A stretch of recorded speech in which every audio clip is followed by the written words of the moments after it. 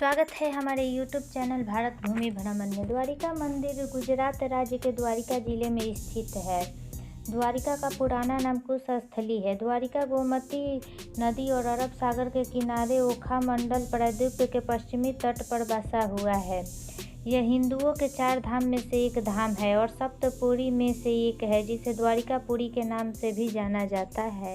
कृष्ण जी ने अपने मामा कंस का वध कर दिया, जिससे कुपित होकर मगधपति कंस के ससुर जरासंध ने कृष्ण और यादवों का कुल नाश करने का ठान लिया। वह मथुरा के यादवों पर बार बार आक्रमण करता रहा। अंततः यादवों की सुरक्षा को ध्यान में रखकर कृष्ण ने मथुरा छोड़ने का निर्णय लिया और द्वारिकापुरी की स्थापना करने का निर्देश देवताओं के इंजीनियर विश्वकर्मा जी को दिया। विश्वकर्मा जी ने एक रात में द्वारिका मंदिर का निर्माण कर दिया।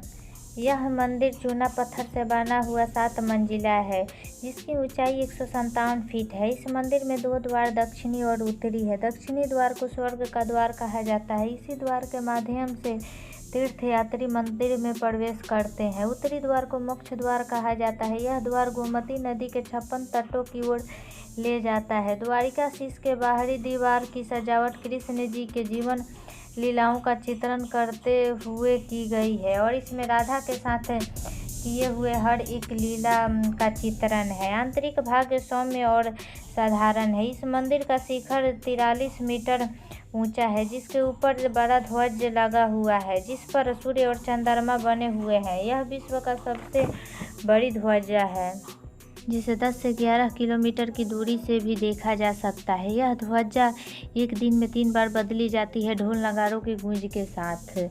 मंदिर के अंदर द्वारिकाधीश जी की श्याम वर्ण चतुर्भुज मूर्ति विराजमान है। भगवान के हाथों में शंख, चक्र, गदा और कमल धारण किए हुए हैं। भगवान के प्रतिमा को बहुमूल्य अलंकारों तथा सुंदर वेशभूषा से सजी प्रतिमा बहुत मनोहारी है। इनको भोग के रूप में पंचामृत, इलायची, दालचीनी, पंजीरी और हलवा चढ़ाया जाता है और 56 भोग भी इनको बहुत पसंद है। इसके अलावा मंदिर के दक्षिण में भगवान त्रिविक्रम का मंदिर है। इसमें राजा बलि तथा शंकादिक 4 कुमारों की मूर्तियों के साथ साथ गरुड़ जी की मूर्ति भी विराजमान है।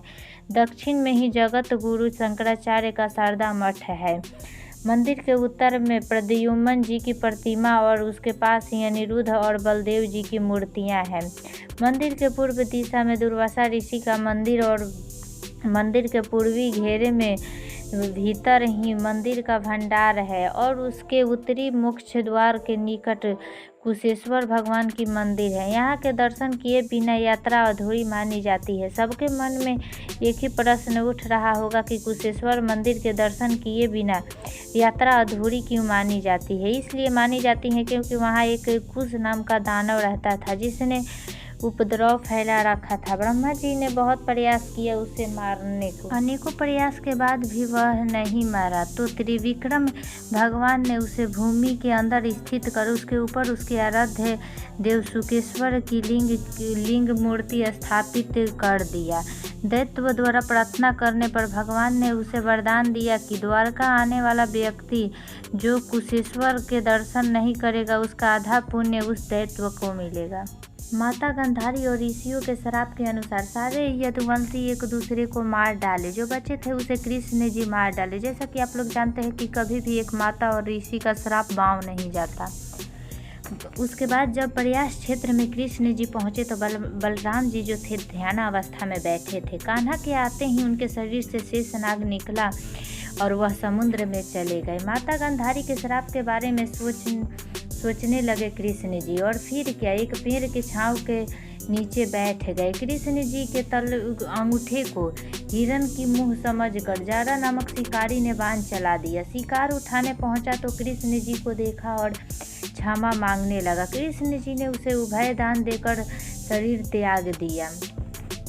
अर्जुन जैसे ही द्वारिका से महिलाओं और बच्चों को लेकर निकले हस्तिनापुर को, वैसे ही मंदिर जो है वह पानी के समुद्र के तल में जा बैठा। बहुत दिनों तक लोगों को पता नहीं था कि यहाँ एक मंदिर है, लेकिन कुछ वैज्ञानिकों ने इसका शोध किया तो कुछ अवशेष मिले, जिस अवशेष के अनुसार कहा गया कि यह द्वारिकाधीश मंदिर है। इस मंदिर को भगवान कृष्ण ने डुबो दिया था, जिसके बारे में अभी भी सर्च चल रहा है। देखिए आगे क्या मिलता है परिणाम, क्या क्या निकलते हैं इस द्वारिकाधीश मंदिर के